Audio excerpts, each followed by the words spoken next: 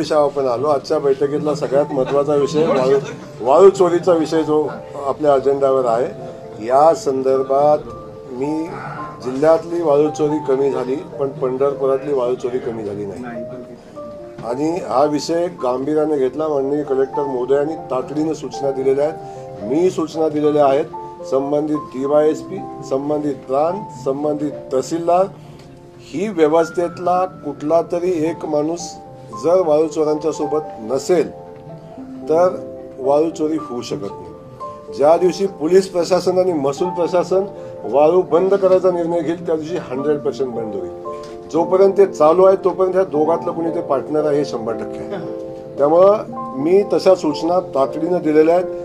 कुठल्याही परिस्थितीत वाळू चोरी चालू देणार नाही. या संबंधात जर कोण हलगर्जीपणा केला किंवा कोण मदत करत असेल तर त्यांच्यावरही कारवाई केली जाईल अशा स्पष्ट सूचना आज मीटिंगमध्ये दिलेल्या आहेत.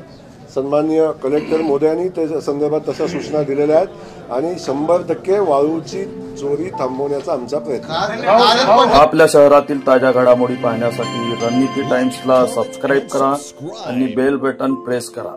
लाईक आणि शेअर करा.